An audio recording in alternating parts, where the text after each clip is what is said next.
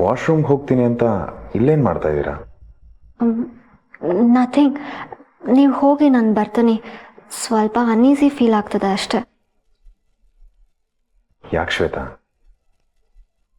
ನಾನು ಬಂದಾಗಿಂದ ನೋಡ್ತಾ ಇದ್ದೀನಿ, ನೀವು ಆರಾಮಾಗಿಲ್ಲ, ಸರಿಯಾಗಿ ಊಟನೂ ಮಾಡಿಲ್ಲ. ಯಾಕೆ? ನಾನು ನನ್ನ ರಿಯಲ್ ಐಡೆಂಟಿಟಿನ ನಿಮ್ಮಿಂದ ಮುಚ್ಚಿಟ್ಟೆ ಅಂತ ನನ್ನ ಮೇಲೆ ಕೋಪನಾ? ನನಗೇನು ಗೊತ್ತಾಗ್ತಿಲ್ಲ ಭೂಪತಿ ಅವರೇ. ನಾನು ಇಷ್ಟಪಟ್ಟಿದ್ದ ಹುಡುಗ, ನನ್ನ ರಿಜೆಕ್ಟ್ ಮಾಡಿದ ಹುಡುಗನ ನಾನು ಮದುವೆ ಆಗ್ತಿದ್ದೀನಿ, ಅವರನ್ನು ನನ್ನ ಪೇರೆಂಟ್ಸ್ ಚೂಸ್ ಮಾಡಿದ್ದಾರೆ ಅಂತ ಗೊತ್ತಾದ್ಮೇಲೆ ನನಗೆ ಹೇಗೆ ಆಗಬೇಡ ಹೇಳಿ? I understand Shweta. ನಾನು ನಿಮಗೆ ನನ್ನ ಬಗ್ಗೆ ಹೇಳ್ಕೊಳ್ಳೋ ಸಿಚುವೇಶನ್ನೇ ನಮ್ಮಿಬ್ಬರ ಮಧ್ಯೆ ಬಂದಿಲ್ಲ. ಹೇಳಬೇಕು ಅಂತ ಇದ್ದೆ ನಿಜ, ಆದರೆ ಈ ವಿಷಯ ಹೀಗೆ ಗೊತ್ತಾಗುತ್ತೆ ಅಂತ ನಾನು ಅಂದ್ಕೊಂಡಿರಲಿಲ್ಲ. ಬಿಡಿ ಭೂಪತಿ ಅವರೇ, ಈಗ ಅದ್ರ ಬಗ್ಗೆ ಎಲ್ಲ ಮಾತಾಡಿ ಏನೂ ಪ್ರಯೋಜನ ಅಲ್ಲ. ನಿಮಗೆ ನಾನಂದರೆ ಇಷ್ಟ ಅಲ್ಲ ಅಂತ ಮೊನ್ನೆನೇ ಗೊತ್ತಾಯಿತು. ಈ ಮಾತುಕತೆ, ಪ್ರಪೋಸಲ್ ಇದೆಲ್ಲದಕ್ಕೂ ಏನೂ ಅರ್ಥ ಇಲ್ಲ. ನೀವು ನಿಮ್ಮ ತಾಯಿಗೋಸ್ಕರ ಈ ಮದುವೆಗೆ ಒಪ್ಪಿದ್ದೀರಾ ಹೊರತು ನೀವು ಇಷ್ಟಪಟ್ಟು ಒಪ್ಪಿಲ್ಲ ಅನ್ನೋದು ಫ್ಯಾಕ್ಟ್. ನಿಮ್ಮಮ್ಮ ತೋರಿಸಿದ ಹುಡುಗಿನ ನೀವು ಬೇಡ ಅಂದರೆ ಅವ್ರಿಗೆಷ್ಟು ಬೇಜಾರಾಗುತ್ತೆ, ಅದರಿಂದ ನಿಮ್ಮಿಬ್ಬರು ಸಂಬಂಧ ಎಷ್ಟು ಹಾಳಾಗುತ್ತೆ ಅಂತ ನನಗೆ ಚೆನ್ನಾಗಿ ಗೊತ್ತು. ನೀವು ಅದ್ರ ಬಗ್ಗೆ ಎಲ್ಲ ಯೋಚನೆ ಮಾಡಬೇಡಿ. ನಾನು ಹೋಗಿ ನನಗೆ ಹುಡುಗ ಇಷ್ಟ ಅಲ್ಲ ಅಂತ ನಾನೇ ಹೇಳ್ತೀನಿ. ನನ್ನ ಬಗ್ಗೆ ಯಾರೂ ತಪ್ಪಾಗಿ ತಿಳ್ಕೊಳ್ಳಲ್ಲ.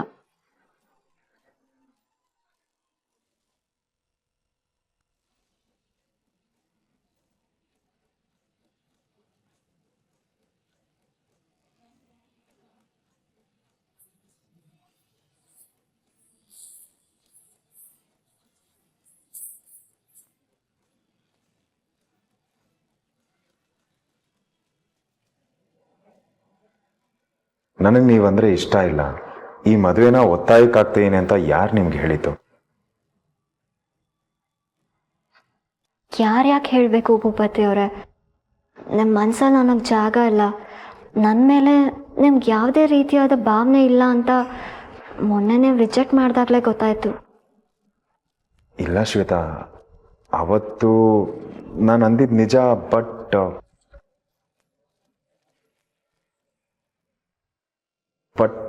ಬಟ್ ಇದನ್ನೆಲ್ಲ ನಾನು ಹೇಗೆ ಎಕ್ಸ್ಪ್ಲೇನ್ ಮಾಡಲಿ ಅಂತ ನನಗೆ ಗೊತ್ತಾಗ್ತಿಲ್ಲ ಶ್ವೇತಾ.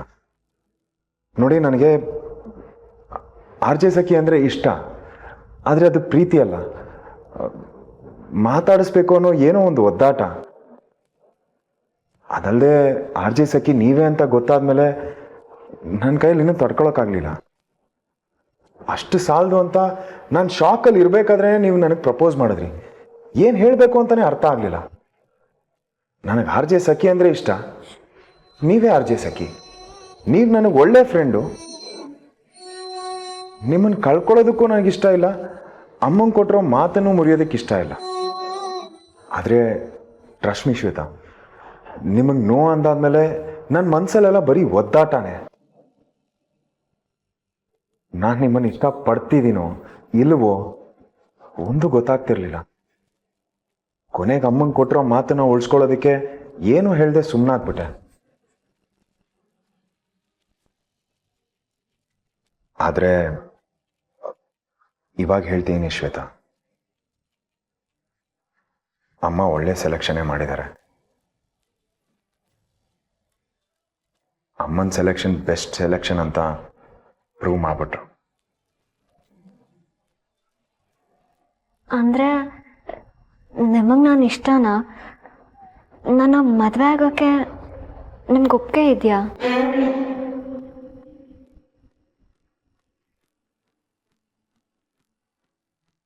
ಹೇಳಿ ಭೂಪತಿ, ನಿಜವಾಗ್ಲೂ ನಾನಂದರೆ ಇಷ್ಟನಾ?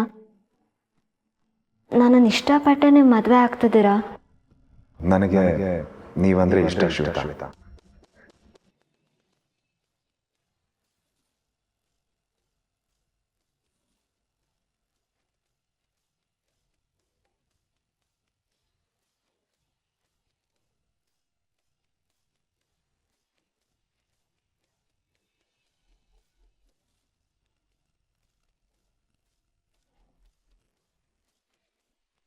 ಏನು ನಕ್ಷತ್ರನಾ? ನೀನು ಹೇಗೆ ಈ ಮನೆಗೆ ಬಂದೆ? ನಿನ್ನನ್ನು ಯಾರು ಇಲ್ಲಿ ಕರ್ಕೊಂಬಂದಿದ್ದು? ನನ್ಗೆ ಅರ್ಥ ಆಗ್ತಿಲ್ಲ ಮೇಡಮ್. ನಾನು ಯಾರು ಅಂತ ನಿಮ್ಗೆ ಗೊತ್ತಾ? ಅದು ನಿಮ್ಮ ಅಪ್ಪ ಅಮ್ಮ ಯಾರು ಹೇಳು? ನೀನು ಈ ಮನೆಗೆ ಹೇಗೆ ಬಂದೆ? ನಾನೊಬ್ಳು ಅನಾಥೆ ಮೇಡಮ್. ನನಗೆ ಯಾರೂ ಇಲ್ಲ. ಬೀದಿಲ್ ಬಿದ್ದವಳನ್ನ ಕರ್ಕೊಂಡು ಬಂದು ಈ ಮನೆಯವ್ರು ನನಗೆ ಆಶ್ರಯ ಕೊಡ್ತಿದ್ದಾರೆ. ಅದು ಬಿಟ್ಟರೆ ಈ ಮನೆಯವ್ರಿಗೂ ನನಗೂ ಬೇರೆ ಯಾವ ಸಂಬಂಧನೂ ಇಲ್ಲ. ಸಾರಿನಮ್ಮ, ನೀನು ನಕ್ಷತ್ರ ಅಂತ ಹೇಳ್ದೆ ಅಲ್ವಾ, ಅದಕ್ಕೆ ಆಶ್ಚರ್ಯ ಆಯಿತು. ಆ್ಯಕ್ಚುಲಿ ನಾನು ಇದೇ ಹೆಸರಿರೋ ಒಬ್ಳು ಹುಡುಗಿನ ಹುಡುಕ್ತಾ ಇದ್ದೀನಿ. ಒಂದು ಕ್ಷಣ ನೀನೇ ಆ ಹುಡುಗಿ ಇರ್ಬೋದೇನೋ ಅಂತ ಅನ್ನಿಸ್ತು. ಬಿಡು, ಆ ದೇವರೇ ಹೀಗೆ, ಯಾರಿಗೂ ಯಾವುದನ್ನು ಸರಿಯಾಗಿ ಕೊಡೋದೇ ಇಲ್ಲ. ಹುಟ್ಟತಾನೆ ಅಪ್ಪ ಅಮ್ಮನ ಕಸ್ಕೊಂಡು ಮಕ್ಕಳನ್ನ ಅನಾಥರನ್ನಾಗಿ ಮಾಡಿಬಿಡ್ತಾನೆ. ಆ ಎಳೆಯ ಜೀವ ಎಲ್ಲಾರನ್ನೂ ಕಳ್ಕೊಂಡು ಅದು ಹೇಗೆ ತಾನೇ ಬದುಕಬಹುದು ಅನ್ನುವಂಥ ಒಂದು ಸಣ್ಣ ಕರುಣೆನೂ ಇಲ್ವ ಅವನಿಗೆ ಅಂತ ಅನಿಸುತ್ತೆ. I really feel sorry for you. ಅದು ಮೇಡಮ್, ನನ್ನ ಕತೆ ನಿಮಗೆ ಗೊತ್ತಿಲ್ಲ ಅನಿಸುತ್ತೆ. ನಾನು ಆ ಕಡೆ ಅನಾಥೇನೂ ಅಲ್ಲ, ಈ ಕಡೆ ಅಪ್ಪ ಅಮ್ಮ ಇರೋಳು ಅಲ್ಲ. ನನ್ನ ಜೀವನ ಒಂಥರ ವಿಚಿತ್ರ ಬಾಳು. ಯಾರಿಗೋ ಹುಟ್ಟಿ ಇನ್ಯಾರನ್ನೋ ಅಪ್ಪ ಅಮ್ಮ ಅಂದ್ಕೊಂಡು ಯಾರ್ದೋ ಮನೇಲಿ ಬೆಳೆದೆ. ಎಲ್ಲ ಚೆನ್ನಾಗೇ ಇತ್ತು. ಆದರೆ ಯಾವತ್ತು ನಾನು ಅವ್ರ ನಿಜವಾದ ಮಗಳಲ್ಲ ಅಂತ ಗೊತ್ತಾಯ್ತೋ ಅವತ್ತು ಎಲ್ಲ ಕಳ್ಕೊಂಡು ಬೀದಿಗೆ ಬಿದ್ದೆ. ಅವತ್ತಿಂದ ಈ ಮನೇಲಿ ಜೀವನ ದುಡ್ತಿದ್ದೀನಿ. ನನ್ನ ನಿಜವಾದ ಅಪ್ಪ ಅಮ್ಮ ಯಾರು ಅಂತ ಹುಡುಕ್ತಿದ್ದೀನಿ. ನಿಜ, ನಮ್ಮ ಅಪ್ಪ ಅಮ್ಮ ಸಿಗೋವರೆಗೂ ನಾನು ಅನಾಥೇನೆ. ನಕ್ಷತ್ರ, ಏನು ಹೇಳ್ತಾ ಇದೆಯಾ? ಇಷ್ಟು ವರ್ಷ ನಿನ್ನ ಜೊತೆ ಇದ್ದವರು ನಿನ್ನ ಅಪ್ಪ ಅಮ್ಮನೇ ಅಲ್ಲ ಅಂತ ಗೊತ್ತಾಯ್ತಾ? ಹೌದು ಮೇಡಮ್, ನನ್ನ ಅಪ್ಪನಿಗೆ ಮೊದಲಿಂದ ಅನುಮಾನ ಇತ್ತು. ಅವ್ರ ಅನುಮಾನ ನಿಜ ಆಗಿ ನನಗೂ ಆ ಮನೆಗೂ ಯಾವ ಸಂಬಂಧನೂ ಇಲ್ಲ ಅಂತ ಸ್ಪಷ್ಟ ಆಯಿತು. ಅವತ್ತೇ ನನ್ನ ಅಪ್ಪ ನನ್ನ ಮನೆಯಿಂದ ಹೊರಗೆ ಹಾಕಿದ್ರು.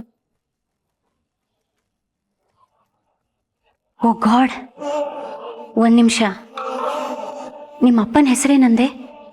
ಯಾವ ಏರಿಯಾ ಅವ್ರದ್ದು? ಅವ್ರ ಹೆಸ್ರ?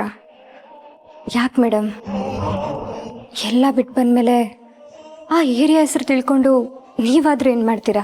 ಇಲ್ಲ ನಕ್ಷತ್ರ, ನಿಮ್ಮಪ್ಪ ಯಾರು, ಅವ್ರ ಹೆಸರೇನು, ನೀನು ಇಷ್ಟು ವರ್ಷ ಯಾವ ಏರಿಯಾದಲ್ಲಿದ್ದೆ?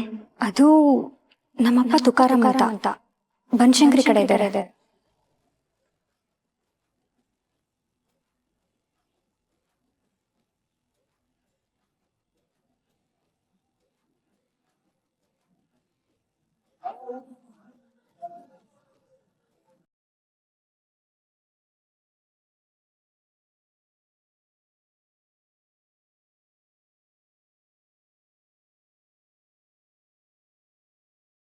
ದೇವ್ರೆ, ತುಕಾರಾಮ್ ಮಗಳ ನೀನು? ಬನಶಂಕರಿ ತುಕಾರಾಮ್ ಮಗಳ? ಹಾಗಾದ್ರೆ ನಾನು ಇಷ್ಟು ದಿನ ಹುಡುಕ್ತಾ ಇದ್ದಿದ್ದ ನಕ್ಷತ್ರ ನೀನೇ ನೀನೇ ಅವಳು.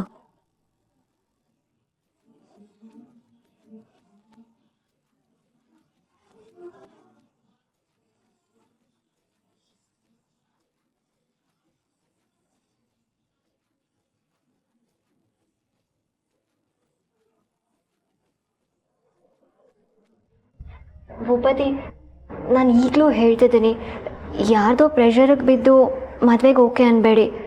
ಆವಾಗ ನೀವು ಚೆನ್ನಾಗಿರಲ್ಲ, ನಾನು ಚೆನ್ನಾಗಿರಲ್ಲ. ಯೋಚನೆ ಮಾಡಿ ಡಿಸೈಡ್ ಮಾಡಿ. ಇಲ್ಲ ಶ್ವೇತಾ, ನನಗೆ ನಿಜವಲ್ಲೂ ನೀವು ಕಂಡ್ರೆ ಇಷ್ಟ ಇದೆ.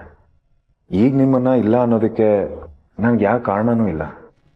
ನನಗೊಂದು ಆಸೆ ಇತ್ತು, ನಾನು ಶಕುಂತಲಾ ದೇವಿ ಮಗ ಅಲ್ಲದೆ ಹೋದರೆ, ಅಂದರೆ ನನ್ನ ಹೆಸರಲ್ಲಿ ಒಂದಷ್ಟು ಕೋಟಿ ಆಸ್ತಿ ಇಲ್ಲದೆ ಹೋದರೆ ನನ್ನನ್ನು ಯಾವುದಾದ್ರೂ ಹುಡುಗಿ ಇಷ್ಟಪಡ್ತಾಳ? ಇಷ್ಟಪಟ್ಟರೆ ಅದು ಹೇಗಿರುತ್ತೆ ಅಂತ ಇಮ್ಯಾಜಿನು ಮಾಡ್ಕೋತಿದ್ದೆ. ಅಂದರೆ ನನ್ನ ಹೆಸರು, ನನ್ನ ಪೊಸಿಷನ್ ಇದನ್ನೆಲ್ಲ ನೋಡಿ ನಾನು ಹತ್ರ ಬರಬಾರ್ದು. ನಾನಾಗಿರೋದಕ್ಕೇ ಇಷ್ಟಪಡಬೇಕು ಅಂತ ನಾನು ಯಾವಾಗಲೂ ಅನ್ಕೋತಿದ್ದೆ. ಬಟ್ ಅಮ್ಮಂಗೆ ಮಾತು ಕೊಟ್ಮೇಲೆ ಅದನ್ನೆಲ್ಲ ಮರೆತುಬಿಟ್ಟೆ. ಅಮ್ಮ ಯಾರನ್ನು ತೋರಿಸ್ತಾರೋ ಅವರನ್ನೇ ಮದುವೆ ಆಗ್ತೀನಿ ಅಂತ ಮೆಂಟಲಿನೂ ಫಿಕ್ಸ್ ಆಗಿದೆ. But this is just dream come true Shweta. ನಾನು ಆಸೆ ಪಟ್ಟಿದ್ದು, ಅಮ್ಮ ಆಸೆ ಪಟ್ಟಿದ್ದು ಎರಡೂ ಒಂದೇ. ಆ್ಯಂಡ್ ಮೋರ್ ಓವರ್ ನಾನು ಯಾರು ಏನು ಅಂತ ಗೊತ್ತಿಲ್ಲದೆ ನೀವು ನನ್ನನ್ನು ಇಷ್ಟಪಟ್ಟಿದ್ದು ಇನ್ನೂ ಸ್ಪೆಷಲ್ ಅನ್ನಿಸ್ತಿದೆ. ನನ್ನ ಡ್ರೀಮ್ ಗರ್ಲ್ ನನಗೆ ಸಿಕ್ಕಿದಾಳೆ ಅಂತ ಅನ್ನಿಸ್ತಿದೆ ಶ್ವೇತಾ. ಇದಕ್ಕಿಂತ ನಾನು ನಿಮ್ಮನ್ನು ಇಷ್ಟಪಡೋದಕ್ಕೆ ಇನ್ನೇನಾದರೂ ಬೇಕಾ?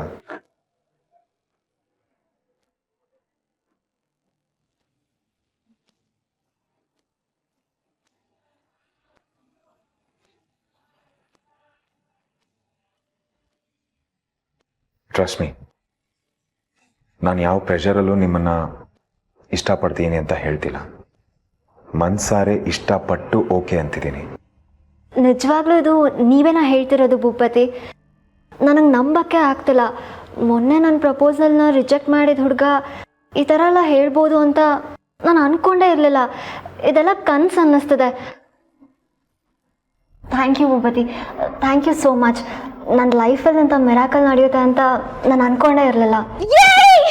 ಎಲ್ಲ ಓಕೆನಾ? ಇಬ್ರು ಮದ್ವೆಗೆ ಒಪ್ಕೊಂಡ್ರಾ? ವಾವ್!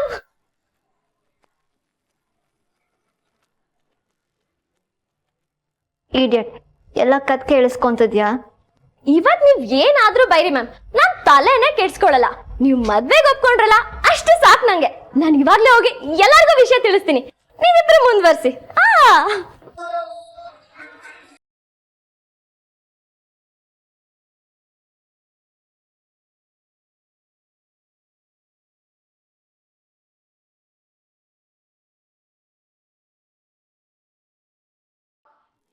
ಮೇಡಮ್ ಏನು ಹೇಳ್ತಿದ್ದೀರಾ? ನೀವು ನನ್ನನ್ನು ಹುಡುಕ್ತಿದ್ದೀರಾ? ಯಾಕೆ? ನೀವು ಯಾರು ಅಂತಲೇ ನಂಗೆ ಗೊತ್ತಿಲ್ಲ. ಆದರೆ ನೀನು ಯಾರು ಅಂತ ನನಗೆ ಗೊತ್ತಲ್ವ ನಕ್ಷತ್ರ? ಆ ಸತ್ಯನ ಹೇಳೋದಕ್ಕೆ ಅಂತಾನೆ ಇಷ್ಟು ದಿನದಿಂದ ನಿನ್ನನ್ನು ಹುಡುಕ್ತಾ ಇದ್ದಿದ್ದು.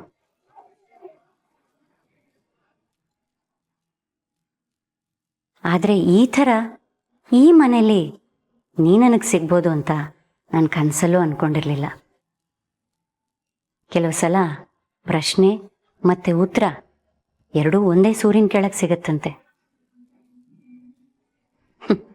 ಆ ಮಾತು ಇವತ್ತು ನಿಜ ಅಂತ ಸಾಬೀತಾಯ್ತು. ನನ್ನನ್ನು ಕಾಡ್ತಾ ಇದ್ದಿದ್ದ ಪ್ರಶ್ನೆ, ನಾನು ಹುಡುಕ್ತಾ ಇದ್ದಿದ್ದ ಉತ್ತರ ಕೊನೆಗೂ ಒಂದೇ ಮನೇಲಿ ಒಟ್ಟಿಗೆ ಸಿಕ್ತು. ಮೇಡಮ್, ನನಗೇನು ಅರ್ಥ ಆಗ್ತಿಲ್ಲ. ಏನು ಪ್ರಶ್ನೆ, ಏನು ಉತ್ತರ, ನನಗೇನು ಅರ್ಥನೇ ಆಗ್ತಿಲ್ಲ. ಇವಾಗಷ್ಟೇ ನಾನು ಅನಾಥೆ, ನನಗೆ ಯಾರೂ ಇಲ್ಲ ಅಂತ ಹೇಳಿದೆ ಅಲ್ವಾ? ಆದರೆ ಆ ದೇವರು ಅದನ್ನೆಲ್ಲ ಇಷ್ಟು ಬೇಗ ಸುಳ್ಳು ಮಾಡ್ತಾನೆ ಅಂತ ಅಂದ್ಕೊಂಡಿರಲಿಲ್ಲ. ನೀನು ಅನಾಥೆ ಅಲ್ಲ ನಕ್ಷತ್ರ. ಹಾಗೆ ನೀನು ನಿಮ್ಮ ಅಪ್ಪ ಅಮ್ಮನ ಹುಡ್ಕೋ ಅಗತ್ಯನೂ ಇಲ್ಲ. ನೀನು ಸರಿಯಾದ ಜಾಗದಲ್ಲೇ ಇದೆಯಾ, ಸೇರ್ಬೇಕಾದ ಕಡೆನೇ ಬಂದು ಸೇರಿದೆಯಾ. ಏನಾಗಂದ್ರೆ ನಾನು ಯಾಕೆ ನಮ್ಮ ಅಪ್ಪ ಅಮ್ಮನ ಹುಡುಕ್ಬಾರ್ದು? ಏನು ಹೇಳ್ತಿದ್ದೀರಾ? ಕಣ್ಮುಂದೆನೇ ಇರೋರನ್ನ ಯಾರಾದರೂ ಯಾಕೆ ತಾನೇ ಹುಡುಕ್ಬೇಕು?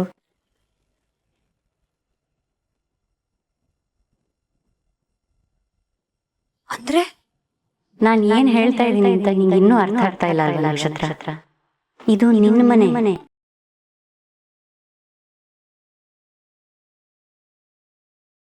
ನೀನು ಈ ಮನೆ ಮಗಳು ನಕ್ಷತ್ರ.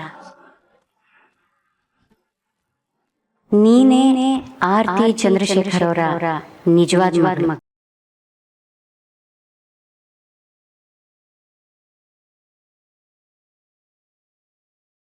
ಅವ್ರ ಹೆತ್ತ ಮಗಳು ನೀನೇ.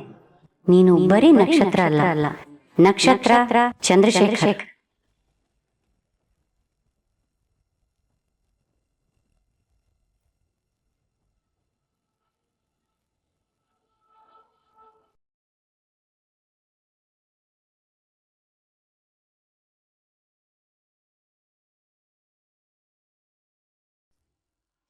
ಮೇಡಮ್, ನೀವು ಏನೇನೋ ಮಾತಾಡ್ತಿದ್ದೀರಾ. ಅಲ್ಲ, ಇದೇನು ನನ್ನ ಮನೆ ಆಗುತ್ತೆ? ನಾನೇನಕ್ಕೆ ಈ ಮನೆ ಮಗಳಾಗ್ತೀನಿ? ನೀವೆಲ್ಲ ಗೊಂದಲ ಮಾಡ್ಕೊಂಡಿದ್ದೀರಾ ಅನ್ಸುತ್ತೆ. ಇದರಲ್ಲಿ ಯಾವ ಗೊಂದಲನೂ ಇಲ್ಲ, ಏನೂ ಇಲ್ಲ. ಇದು ನಿನ್ನ ಮನೆ. ಆರ್ತಿ ಚಂದ್ರಶೇಖರ್ ಅವರೇ ನಿಜವಾದ ನಿನ್ನ ತಂದೆ ತಾಯಿ. ಇದೇ ಸತ್ಯ ನಕ್ಷತ್ರ.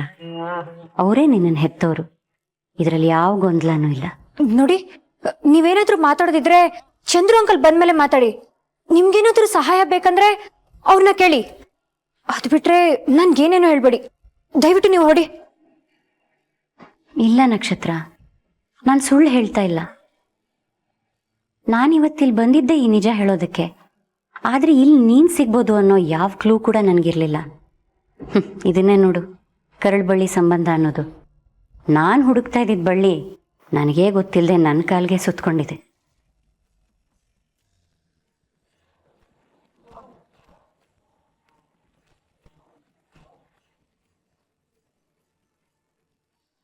ಸಂಬಂಧನೂ ಇಲ್ಲ, ಏನೂ ಇಲ್ಲ.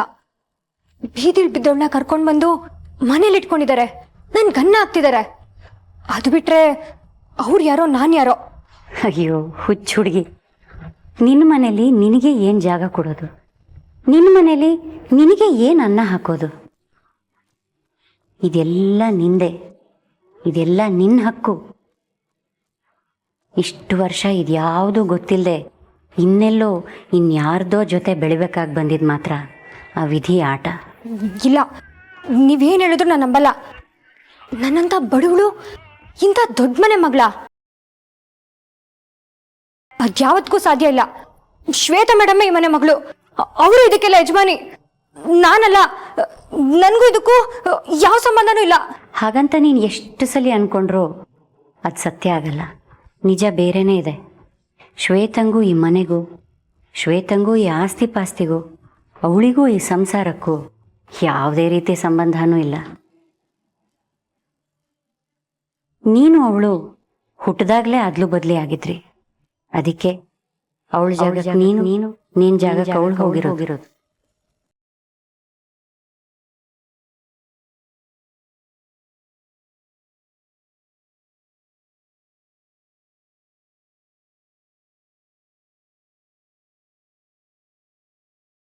ಏನು, ನಾವು ಅದ್ಲು ಬದಲಾಗಿದ್ದೀವ? ಹೌದು, ನೀನು ಶ್ವೇತಾ ಇಬ್ರು ಒಂದೇ ದಿನ, ಒಂದೇ ಟೈಮಲ್ಲಿ, ಒಂದೇ ವಾರ್ಡಲ್ಲಿ ಹುಟ್ಟಿರೋರು. ಆದರೆ ಆ ವಿಧಿಯ ಆಟನೇ ಬೇರೆ ಇತ್ತು. ಯಾರದ್ದೋ ಸ್ವಾರ್ಥಕ್ಕೆ ನಿಮ್ಮಿಬ್ಬರದ್ದು ಜೀವನದ ದಾರಿನೇ ಅದ್ಲು ಬದಲು ಆಗೋಯ್ತು. ನಿಮ್ ಪುಟಾಣಿ ಮಗಳು ಕೃಷಿ ಅದೇ ಪ್ಲೇ ಹೋಮಲ್ಲಿ ಬಿಟ್ಟು ಬಂದಿದ್ದೀರಲ್ಲ, ಅವಳು ಸಂಜೆ ಮನೆಗ್ ಬರ್ಬೇಕು ಅಂದ್ರೆ ಆರ್ತಿ ಮಗು ಜೀವಂತವಾಗಿ ಭೂಮಿಗೆ ಬರಬಾರ್ದು ಅಷ್ಟೇ.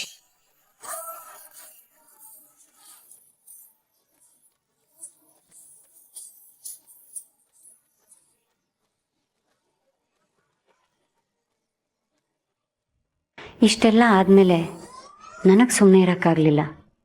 ನಿನ್ನನ್ನು ಶ್ವೇತನ್ನು ಹೇಗಾದರೂ ಮಾಡಿ ನಿಮ್ಮ ಮನೆಗಳಿಗೆ ಸೇರಿಸ್ಬೇಕು ಅಂತ ಪ್ರಯತ್ನ ಪಟ್ಟೆ. ಆದರೆ ಆ ದೇವರು ಅದಕ್ಕೂ ಅವಕಾಶ ಕೊಡಲಿಲ್ಲ. ಅವತ್ತೇ ನಾನು ಕೋಮಾಗೆ ಹೋದೆ. ಅವತ್ತಿನಿಂದ 23 ವರ್ಷ ನಾನು ಕೋಮಾದಲ್ಲೇ ಮಲ್ಕೊಂಡಿದ್ದೆ. ಅಷ್ಟು ಸಮಯ ನನ್ನ ತಲೆಯಲ್ಲಿದ್ದಿದ್ದು ನೀವಿಬ್ರು ಮಾತ್ರ. ತೀರಾ ರೀಸೆಂಟಾಗಿ ನನಗೆ ಎಚ್ಚರ ಆದಮೇಲೂ ನಿಮ್ಮಿಬ್ರೂ ನಿಮ್ಮ ಮನೆಗೆ ಸೇರಿಸ್ಬೇಕು ಅನ್ನೋದಷ್ಟೇ ನನ್ನ ಯೋಚನೆ ಆಗಿತ್ತು. ಅದಕ್ಕೋಸ್ಕರ ಏನೇನೋ ಪ್ರಯತ್ನ ಪಟ್ಟೆ, ಎಲ್ಲೆಲ್ಲೋ ಹುಡುಕಾಡ್ದೆ. ಕೊನೆಗೂ ಶ್ವೇತಾ ಸಿಕ್ಕಿದ್ಲು, ಆದರೆ ನೀನು ಸಿಗಲಿಲ್ಲ. ಅಟ್ಲೀಸ್ಟ್ ಇವತ್ತು ಆರ್ತಿ ಚಂದ್ರಶೇಖರ್ ಅವ್ರನ್ನ ಭೇಟಿ ಮಾಡಿ ಅವ್ರಿಗೆಲ್ಲ ವಿಷಯ ತಿಳಿಸಿದ್ರೆ ಅವರಾದರೂ ನನ್ನ ಮಾತನ್ನು ನಂಬ್ಬೋದು, ಅವರೇ ನಿನ್ನನ್ನು ಹುಡುಕೋಬೋದು ಅನ್ನೋ ಆಸೆಯಲ್ಲಿ ಇಲ್ಲಿಗೆ ಬಂದರೆ ನನಗೆ ನೀನೇ ಸಿಕ್ಕಿದೆಯಾ ನಕ್ಷತ್ರ. ಇದಕ್ಕೆ ಏನು ಹೇಳಬೇಕೋ ನನಗೆ ಗೊತ್ತಾಗ್ತಾ ಇಲ್ಲ ನಕ್ಷತ್ರ. ನಾನು 23 ವರ್ಷ ಕೋಮಾದಿಂದ ಎದ್ದು ಬಂದಿರೋದೊಂದು ಪವಾಡನೋ, ಅಥವಾ ಇಲ್ಲಿ ನೀ ನನಗೆ ಸಿಗ್ತಾ ಇರೋದು ಅದಕ್ಕಿಂತ ದೊಡ್ಡ ಪವಾಡನೋ ನನಗೆ ಗೊತ್ತಾಗ್ತಾ ಇಲ್ಲ. ದೇವ್ರಿದ್ದಾನೆ ನಕ್ಷತ್ರ, ದೇವ್ರು ಖಂಡಿತ ಇದ್ದಾನೆ. ಅವನಿಲ್ಲದೆ ಹೋಗಿದ್ದಿದ್ರೆ ಇಂಥ ದೊಡ್ಡ ಪವಾಡ ನಡೆಯೋದಕ್ಕೆ ಸಾಧ್ಯನೇ ಆಗ್ತಿರ್ಲಿಲ್ಲ.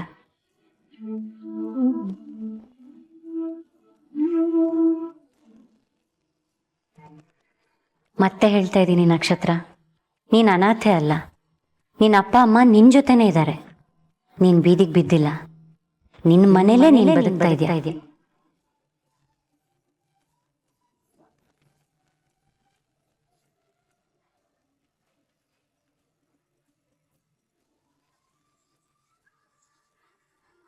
ಇದು ನಿನ್ನ ಮನೆ. ಇಲ್ಲಿರೋರೆಲ್ಲ ನಿನ್ನೋರು ನಕ್ಷತ್ರ. ನಾ ಸುಳ್ಳು ಹೇಳ್ತಾ ಇಲ್ಲ. ಇದೆಲ್ಲ ನಿಂದೆ. ಇಲ್ಲಿರೋರೆಲ್ಲ ನಿನ್ನೋರೇ.